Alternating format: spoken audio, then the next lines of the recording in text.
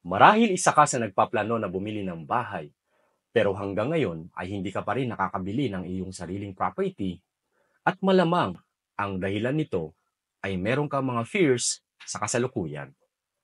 Well, may mga fears po talaga ang mga first-time home buyers sa pagbili ng property. At yan ang i-discuss natin sa video na ito.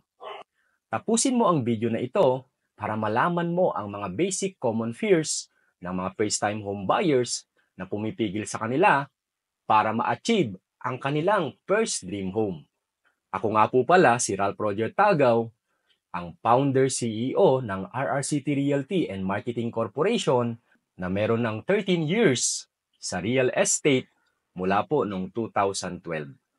Bago pala natin pag-usapan ang atin pong diskusyon sa topic ng common fears ng first-time home buyers, ay hayaan nyo muna akong ikwento ang mga experiences natin sa ating mga home buyers.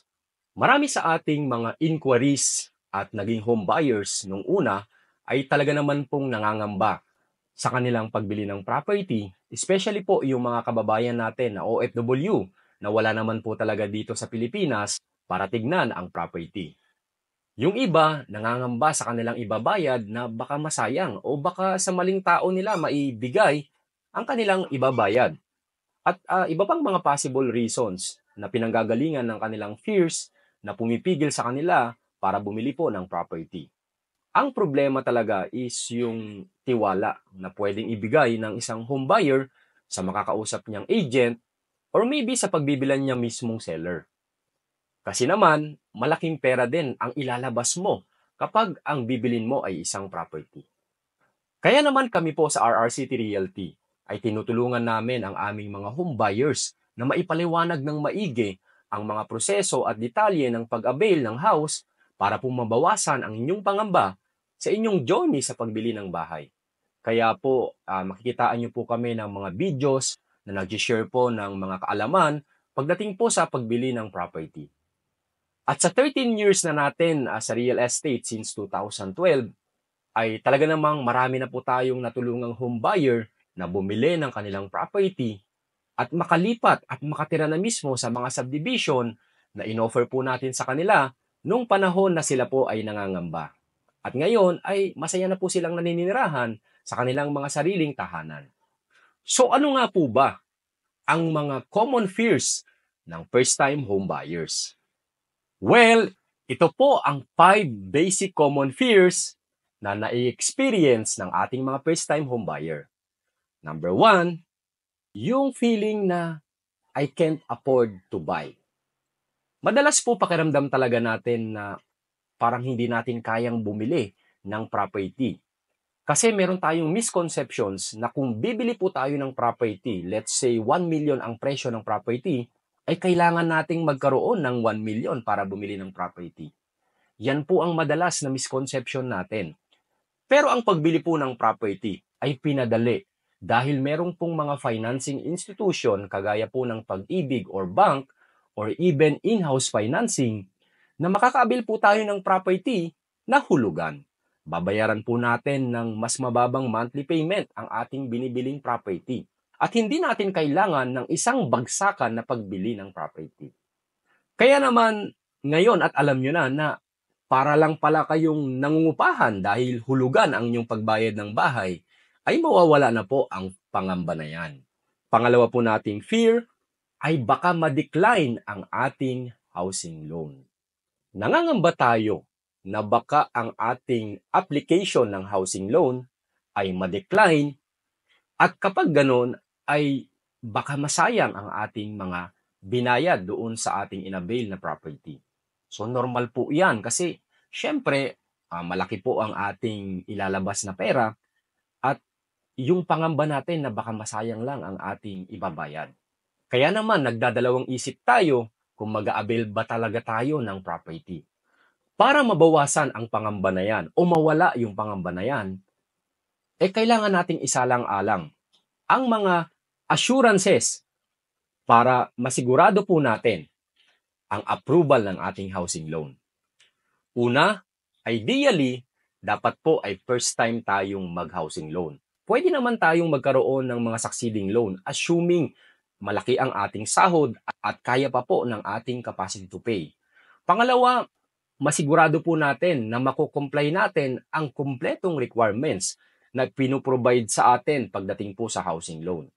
Pangatlo, yung sahod po natin ay qualified based po sa loan term na kukunin po natin sa atin pong housing loan. Pang-apat ay wala po tayong mga delinquent na loans. Kung pag-ibig ito, wala tayong mga delinquent na salary loan, multipurpose loan, or ibang klaseng loan. Or kung sa bank financing naman, wala tayong mga unpaid credit cards o mga loans na hindi nabayaran o hindi na natin talaga binayaran. At ang isa pa ay pagdating po sa marital status.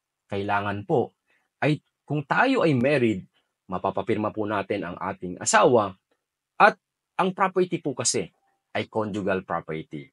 Kapag ito po ay na-insure ninyo na mako-comply po ninyo, itong na-share ko po sa inyo, ay mababawasan ang inyong pangamba na ma-decline ang inyong housing loan.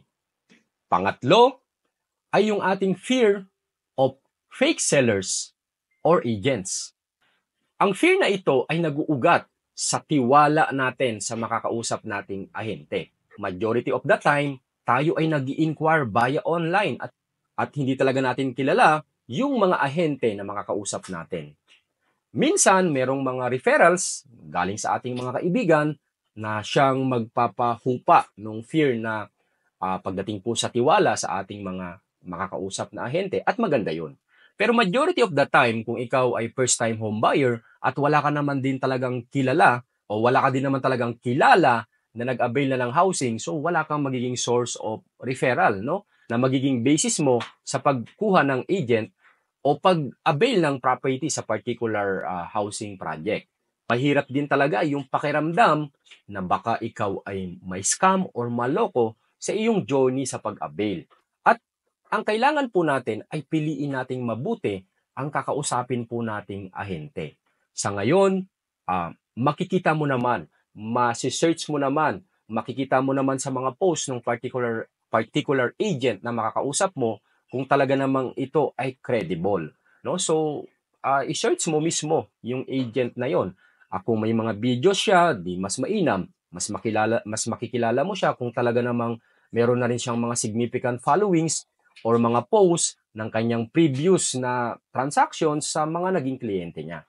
As much as possible, yung associated sa credible realty yung makakausap mong ahente. Kaya naman, kami po sa RR City Realty ay tinitiyak ko din po na tayo ay nakikita online, tayo ay nagbibigay ng knowledge at information online, at ang ating mga ahente, ang kanilang bawat transaksyon sa kanilang mga kliyente ay guided din po ng RR City Realty. Whatever happens, kami po sa RR City Realty ay responsibility din po namin ang bawat kliyente ng aming pong mga ahente. Pang-apat, yung fear natin na baka yung ating makuhang agent ay hindi ibayad ang ating mga payment kung sakali na sinecure po natin ang kanyang services na magbayad ng ating mga monthly payments. Sa ating mga kababayan, especially mga OFW, minsan wala silang mapagkakatiwalaan na kanilang kapamilya or kamag-anak na magbayad nung kanilang mga monthly payments sa developer. Kasi ang ating mga developers pwedeng sa office magbayad o pwedeng sa mga bank facilities or yung iba naman ay online. Kaya lang may mga cases sa ating mga OFW na home buyer na wala naman silang particular bank na pwedeng pagbayaran doon, no? Kasi ang setup talaga sa atin kung halimbawa mga bank or online ay meron kang account, no? Or via bills payment, hindi po siya via deposit. Kaya po hindi talaga madedeposituhan yung account ng particular developer bagkus ay para siyang bills payment. Kaya majority of the time nakikiusap po ang ating mga OFW sa kamag-anak o di kaya po sa ahente. Sa pagkakataon na ahente ang iyong pinapakiusapan, syempre nandyan yung pangamba mo talaga na baka hindi niya maibayad. Kung sakali na ikaw ay makikisuyo sa ahente sa pagbabayad, At tiyakin mo lang din na the moment na nai-remit mo sa kanya, mag-secure ka ng OR upon payment, no? Ibigay sa iyo yung OR. May mga developer na po sa kasalukuyan na merong mga homeowners online account na kung saan makikita mo yung account mo online na kung nag-reflect ba yung iyong binayad. In validation dun sa kung naibayad ba ng ahente mo yung particular payment. At panglima natin na fear ay yung fear ng foreclosure. Maybe wala kang pangamba na baka ma-decline ang iyong housing loan dahil yung criteria na na-share natin ay talaga namang na-comply mo or kaya mo siyang i-comply. Pero meron ka namang pangamba na baka pag nakalipat ka na sa bahay mo, na-approve ka na ng housing loan at nakatira ka na sa bahay mo, ay dumating yung panahon na mahirapan ka na magbayad doon sa monthly payment mo. Ang ating loan term kung pag-ibig ay nasa maximum 30 years. Kung bank, nasa 20 or 25 years. So matagal-tagal po na bayaran. So ikaw bilang isang home buyer, may pangamba tayo minsan na baka sa loob ng 30 years o mga 20 years ay hindi natin mabayaran or magkaroon ng financial problem. Isa yan sa pumipigil sa atin sa pagdidesisyon para bumili ng sarili nating property. At normal naman po yun. Worry po yan ng karamihang na home buyer. Pero pwede po nating tignan sa analogy na ang pagbili ng bahay ay para din po yung pagpapakasal sa marriage, no? Kumbaga sa marriage, for better or worse, ika nga, no? Ganon din naman po sa ating pagbili ng bahay.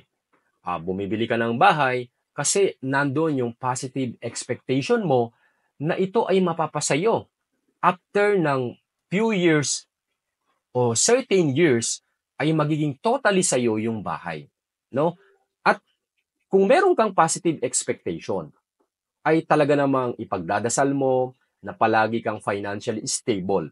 At kung ano man ang mangyari sa'yo financially, kung magkaroon ka ng financial difficulty, ay of course, syempre gagawan mo yan ng paraan.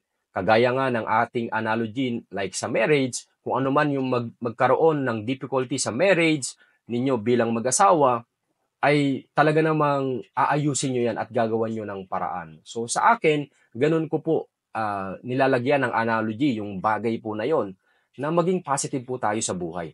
Parang mga pangangailangan din po yan sa bahay. Ang pangangailangan natin sa bahay, hindi naman pwede na kung talagang totally tayo ay nagkaroon ng financial problem, ay hindi na tayo kakain, hindi na tayo magbabayad ng renta, o hindi na tayo bibili ng mga certain goods. Wala man tayong pera, pero gagawat tayo ng paraan para kumita at magkaroon ng pambili ng pagkain, magkaroon ng pambayad din sa renta. So same case din sa renta ng bahay. Kasi kung hindi ka rin po nakakarenta ng iyong bahay, pwede ka rin paalisin po ng iyong lessor. So ganun din po ang case o gawin natin na positive expectation sa pagbili ng property na talaga namang ipagdadasal natin na nawa ay pagkaluban tayo ng poong may kapal ng blessings na mababayaran po natin ang ating loan sa loob po ng loan term na yan. At nang sa ganun ay mabawasan po ang ating pangamba.